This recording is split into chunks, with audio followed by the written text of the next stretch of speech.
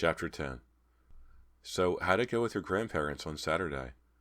Dan and Carter were walking down the hall at Shadyside High Monday afternoon, on their way to advanced math class. Carter was dreading it. Dan smiled. It was nice. Boring, but nice. It was my grandmother's birthday. She's 70. 70? Wow. What did you do on Saturday night? Carter swallowed hard. Me? Oh, I was with Jill. She didn't have time to say more than that to her relief. They reached their classroom. Dan and Carter went in. Dan sat next to Carter, and Carter sat next to Jill. Adam wasn't in his seat. Jill gave her a funny sort of smile. Carter gave her one back. Mr. Robb closed the classroom door. A second later it opened again. Both Jill and Carter looked up. Carter saw the dread she was feeling reflected in Jill's face. It was Adam, last one in as usual. He cast a smug glance toward Carter and Jill. Both girls quickly turned away. Adam loped to his seat at the back of the room. Carter felt Dan's eyes on her. Had he caught Adam's glance? Did he wonder what it meant? When class was over, Carter let Dan and Jill go on ahead of her. She walked slowly down the hall, sure that Adam would approach her. He did. She felt a tap on her shoulder and turned to face him. He opened his mouth to speak, but she spoke first. Adam, I've had enough, she said in a low voice. Our little arrangement is over. From now on, you're going to leave me alone. Do you understand? Then nervously, she waited for his reaction. Would he burst into a violent rage? Would he walk away? He stayed calm and didn't look the least bit rattled. You're right about one thing, Carter, he said. Things just aren't working out between us, are they? We need to change our relationship. Carter didn't know what to say. Why was he acting so agreeable? What was he up to? I've been thinking it over, Carter, and I don't think we should go out again. She was too weary to feel relieved. This is what she wanted, but there had to be a catch. I'm glad we agree, she said carefully. You know, that little service I performed for you, I think we both know what I'm talking about. It was pretty valuable, right? I mean, most people would pay a lot of money for it, yet you got this valuable service for free. That's not fair, is it? She said nothing. I figured taking an important test like that and getting good results, it must be worth at least $1,000. So that was it. He wanted money. She couldn't believe it. She was angry now, and she had to let him know it. Listen, Carter said, trying not to speak too loudly. You offered to take that test for me. You told me that all I'd have to do was go out with you once. I've done much more than that now. Much more. But no matter what I do, it's not enough. How much longer is this going on? Adam casually studied the lines in his right hand. It can stop whenever you want, Carter, he said. Of course, I'll have to tell your father everything. Carter's muscles tensed. He had complete power over her. If she didn't do what he wanted, he could ruin her life. Look, she said angrily, I'll give you the money if you promise to leave me alone. That might work. Give it a try. He walked away slowly, casually. She stared after him, burning with anger and frustration. Where would she get $1,000? She wondered glumly as she walked to her locker. She pulled open her locker door and glanced into the mirror inside. There was a flash, then a sparkle. That was it. She touched a hand to her left ear. The diamond earrings. She'd have to sell them. She had no choice. She took the earrings off and put them in an envelope. If only she had the box with her. But this would have to do. After school, she took a bus to the old village. There were some antique shops there. Carter remembered going there once with her mother. Mrs. Phillips' stepmother had died and left her some jewelry, most of it not to my taste, as Carter's mother had put it. She'd taken the jewelry to a shop on Antique Row and sold it. Now Carter clutched the diamond earrings her father had given her and scanned the 4 antique shops in front of her. She tried to remember which one she'd gone to with her mother. That was the one she didn't want to go to now. She didn't want to take any chances that her parents would find out, and she didn't want anyone to recognize her. Bentley's was the shop her mother had gone to. Carter chose the one farthest away from it. It was called Corelli's Antiques. A little bell rang as she pushed the door open. A tall old man stood leaning over a glass counter. Behind him, Carter saw a wall full of antique clocks, all set to the correct time and ticking and whirring noisily. Carter approached the glass counter. Hello, miss, said the old man, straightening up and smiling. He had a slight Italian accent. How may I help you? Carter opened the envelope and let the diamond earrings fall into her palm. She held them out to the old man. Someone gave me these earrings, she said, but I already have a pair like them. I was wondering how much I could get for them. The old man studied her face. Does he suspect something? Carter wondered. Maybe he thinks I stole them. She glanced away, pretending to be fascinated by a marble statue of an angel. When she turned back to the man, he was examining the earrings through a jeweler's loupe. These earrings are of a fairly high quality, said the man. I suppose I could give you $700 for them. $700? That wasn't enough. and Carter knew her father had paid closer to $3,000 for them. She shook her head. I know they're worth a lot more than that, the old man sighed. All right, he said. 900. 1,500, said Carter. The old man laughed quietly. No, my dear, $1,000. That is the most I will pay. The man's expression was firm. Carter knew he wouldn't go any higher. She bit her lip. All right, she said, $1,000. The old man took the earrings and slowly counted out $100 bills. She stuffed the money into the envelope that had once held her earrings. Carefully tucking it into her backpack, she went home. She spent the rest of the afternoon in her room, trying to do her homework, but she couldn't concentrate. She took the envelope full of money out of her backpack and opened it. She held the money in her hands, staring at it. $1,000.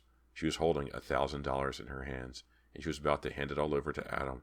For what? For a good score in her achievement tests, for helping her get into Princeton, maybe, for making her father happy, for keeping it all a secret. Was all that worth $1,000 to her? It was. It was worth $1,000. And a lot more. Her father was late coming home from work. He was usually late these days. He couldn't leave the courthouse without being mobbed by reporters and photographers and curiosity seekers. The Henry Austin case was heating up. So the Phillips family ate dinner later than usual. The judge felt that it was important for the family to have that time together. He demanded that Carter and her mother wait to eat with him. That night, Mrs. Phillips didn't call Carter to dinner until after 8 o'clock. Carter was starving by then. She hurried downstairs to the dining room. Her father was already seated at the head of the table. Carter went over to him and kissed him hello. Then she took her place. How's the case going, Daddy? She asked. Her father frowned. Carter noticed how lined his face was. It's going well, I suppose, said the judge. The prosecution's case is very strong. All the papers say they think he'll be convicted, said Mrs. Phillips. He sounds like a terrible person. I think he actually enjoys hurting people. Yes, said the judge. The facts that have come out of this trial are very troublesome. He sighed. The stuffed fish was served, and Carter began to eat. Why don't we talk about something else, said the judge. How's the spring fling coming along? He turned to his wife. I had a terrible time in my meeting today, Mrs. Phillips said.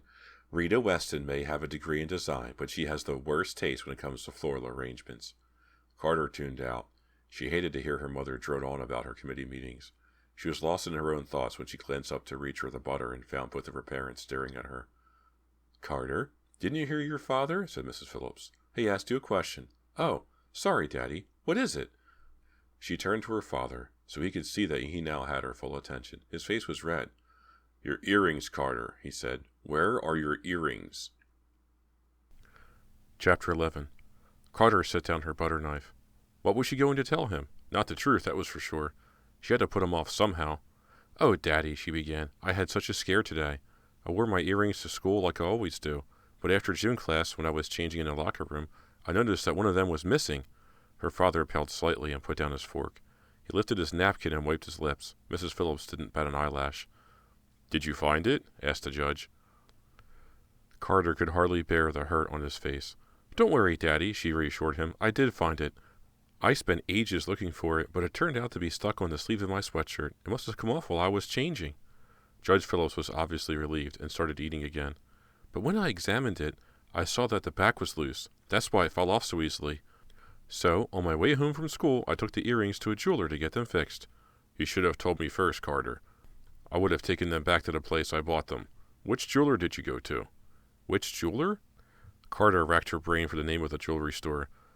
She remembered the shop in the mall, the one with the necklaces she and Dan had checked out.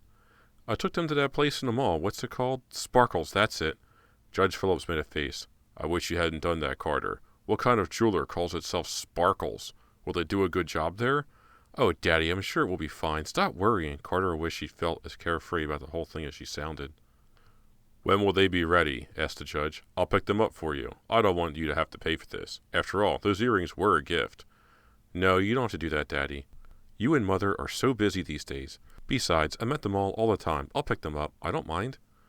Nervously, she watched her father, silently begging him to accept her excuses and lies. The more he asked her, the more she had to lie, and with each lie she dug herself a deeper hole. She wanted him to believe what she said, but every time he fell for another lie, she felt more and more guilty. She could tell by the way he was eating, concentrating more on his food and less on her, that he was tired of talking about the earrings. All right, Carter, he said. He was focusing on his plate, picking out a fishbone. I'll give you the money for the repair. Let me know what it comes to. Thanks, Daddy, I will. She felt even more guilty now. He was going to give her more money, but she wouldn't turn it down. She knew she might need it soon. The next morning, on her way back from gym class, Carter passed a knot of kids in front of the cafeteria. Carter recognized most of them. They were in her grade, but she didn't know them well. They were the girls in the secretarial programs, the guys in vocational, or kids who were just in the regular school track, not in honors classes like Carter. All except for one. Adam was standing in the center of the group. He had his arm around a skinny, pale, freckled girl with light red hair, Sheila. It was the first time Carter had seen them together since she'd gone out with Adam. The sight of them together was a bit of a shock. She wasn't sure why. She'd always known that Sheila was Adam's girlfriend. Sheila wouldn't let her forget it. But somehow, she thought of the Adam she knew as a different person from Sheila's boyfriend. The Adam she knew wasn't going out with Sheila. He was going out with Carter. He was a brilliant boy from the wrong side of the tracks, who wanted more out of his life than his friends did. A boy who lived on the edge, who had a fierce sort of charm. Someone who could teach Carter things she had never learned in her plush, protected world. Suddenly, Carter saw that the Adam she thought she knew existed only in her mind. She made him up. He wasn't real. This was the real Adam, the guy standing beside the cafeteria door with his shirt unbuttoned and his skinny girlfriend clinging to his chest. The guy surrounded by girls in tight jeans and purple nail polish, and guys who cared more about what was under the hood of a car than what was in a girl's mind. The real Adam had tried to scare her with a bloody heart, to threaten her, and blackmail her, using her for everything he could get. Now she hurried past this gang of kids, hoping Adam wouldn't notice her. She glanced back and saw him laughing and gazing in another direction, apparently unaware of her. But then she noticed Sheila, standing cradled in the crook of his arm. Sheila was staring at her with smug hatred, her small green cat's eyes gleaming. "You lose, rich girl," her glare seemed to say. Carter hurried down the hall.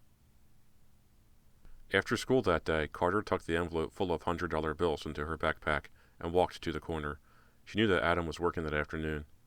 Carter took a seat at the counter, and Adam immediately came over to her. "I hope you've got something for me," he said. She didn't answer him. She produced the envelope and slipped it over the counter to him. He took it, but didn't open it. "It's $1,000 cash," Carter said, "exactly what you asked for." He put the envelope in his pocket. "I'll count it later," he said, "but it had better all be there."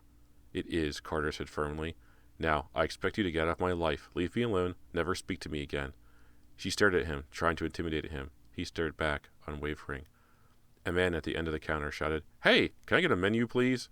"Adam," Carter said, "did you hear what I said?" "I've got a customer to take care of," Adam said. He walked away. Carter grabbed her backpack and hurried out. "I've just given him $1,000, she thought. He's got to be satisfied with that. He's just got to be. Carter didn't see Adam after she gave him the money, except during math class, and then he ignored her, pretended he didn't know her, just as before the test, the dates, before the terrible last couple of weeks. At the end of school on Friday, Carter breathed a sigh of relief. It worked, she thought. Adam hasn't bothered me for 3 whole days. At last he's out of my life. It's like $1,000, but I'm rid of him. "Gary asked me what we did last Saturday night," Jill said. "I changed the subject, but what if he asked me again? Should I tell him the truth?" Jill and Carter were standing outside the library, ready to go home for the weekend. Jill had a date with Gary that night. "Don't tell him," Carter advised. "You don't know him well enough yet. You don't know how he'd react if he told you went out with a guy like Ray." "I hate to lie to him, though," said Jill. "You don't have to lie," Carter said. "Just be vague. Just say you and I went to some club in the old village to hear a band. He doesn't have to know more than that." Dan came by. Carter flashed Jill a look that said, "Shush, no more talk about this," and smiled at him. "Hi, girls," Dan said. Jill said, "I've got to go. I'll see you later, Carter." "Bye, Jill." Carter and Dan started out of the school building toward the student parking lot. "Doing anything tonight?" Dan asked her. "Nothing," Carter said happily. I'm free as a bird." "Why don't you come over to my house? We can rent a movie." That sounds great. What a relief, she thought. No more lies. No more excuses. She had her boyfriend back. She had her life back. She was so happy she could hardly believe it. After dinner, she dressed to go to Dan's house. Nothing special.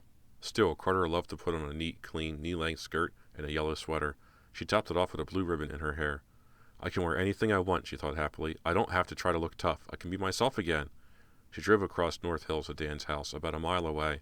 He opened the door for her, and she kissed him hello. He looked beautiful to her in his chinos and blue polo shirt. She felt safe with him, she thought. She walked into the living room to say hello to Dan's parents. Mr. and Mrs. Mason had always liked Carter. Then she and Dan went downstairs to watch TV. I rented Batman Returns and Wayne's World, Dan told her. Which one do you want to watch? Batman, definitely, said Carter. She'd already seen it but didn't care. I'm not in a comedy mood. Really, said Dan. He had narrowed his eyes, studying her face. Is there a reason? What was the matter with him? What do you mean? She asked. A reason for what? A reason you're not in a comedy mood. No, she said. I just felt like watching Batman. Is there something weird about that? No, Dan said hurriedly. He stooped to put the tape into the machine. Of course not. He sat beside her on the couch now, one arm around her, one hand holding the remote control. She snuggled against him and tried to relax. What was all that about? Flashed through her mind. But then the movie started, and she forgot about it. Still, every once in a while, she thought she caught Dan glancing at her while they watched the movie, as if he were checking her reactions. The entire evening he seemed to be studying her closely. Maybe he just feels insecure, she thought, when the movie was over and they were sharing a dish of chocolate ice cream. After all, I turned him down for 2 dates in a row. He probably wants to be sure everything is okay between us. She glanced up from the dish then and smiled at him. As far as she was concerned, everything was great between them. After her experience with Adam, she never wanted to stray from Dan again. To prove it to him, she put down the dish of ice cream and gave him a big chocolatey kiss. Dan let his spoon fall to the floor. They snuggled on the couch until midnight. Carter could hear the Masons' grandfather clock strike the hour upstairs in the front hall. I'd better get going, she said, pulling her face just far enough away from his to speak. You know Daddy. Dan said, I do. He gave her one last kiss, then stood and helped her off the couch. A short while later, he walked her out to her car. Be careful driving home, he said.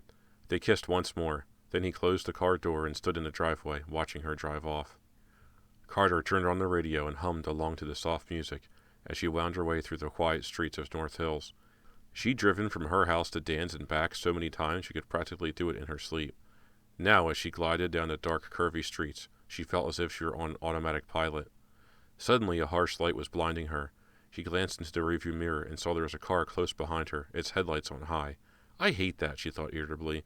She slowed and waited for the car to pass. It didn't. She sped up a little. The other car went faster, too. It was tailing her. She rolled down her window and gestured to the other car to pass her. The driver ignored her. The car stayed right on her tail. She went faster. The other car sped up even more. What's he doing, she thought. He's going to hit me. The faster she drove, the faster the other car went. Her heart raced. Who was it? What did they want? She crossed a bridge and climbed a steep section of road that overlooked the river. Her speedometer read 80. The other car was right behind her, pushing. She couldn't go any faster. She was beginning to lose control of her car. Cold with panic, her heart thudding in her chest, she heard the grinding sound of metal against metal. Her car was being nudged to the right. No! Carter shrieked. The other car was scraping her left rear fender, pushing her off the road. No! The car eased off, then hit her again. Her car lurched to the right. Glancing down, she could see the river just beyond the low guardrail and over the edge of the steep slope. She pressed the accelerator to the floor, desperate to outrun the other car, but it caught up with her, pushing and pushing. Who is it? Who is trying to kill me? She raised her eyes to the mirror. The white light nearly blinded her. It's got to be Adam. The steering wheel bounced under her hands. Her heart leaped to her throat. The road curved to the left.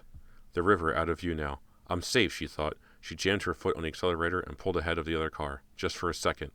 It shifted to the right side of her car now. With a loud crash, it rammed into her. No! It was jolting her into the other lane.